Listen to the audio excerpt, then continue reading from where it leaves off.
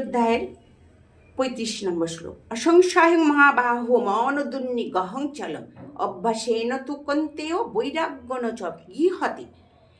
বলছেন শ্রী ভগবান বলিলেন, ময়ে মহাবাহ মন যে দুর্নিগহ চঞ্চল হইতে অনুমাত্র সন্দেহ নাই, কিন্তু হে পার্থ, অভ্যাস বৈরাগ্যের দ্বারা তাকে দমন করা যায়।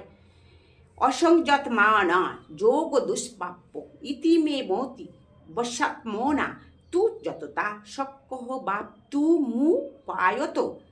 বলছেন অসংযত চিত্র ব্যক্তির পক্ষে যোগ প্রাপ্তির সম্ভাবনা অতি বিরল, কিন্তু সংযত চিত্র ব্যক্তি যত্নবান হলেও যথোক্ত উপায়ে যোগ্য লাভে সমর্থ হন।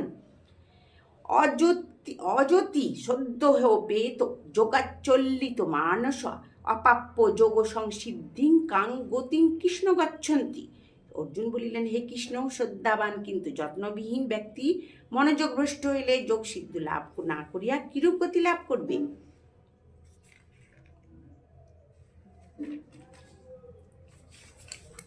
হরে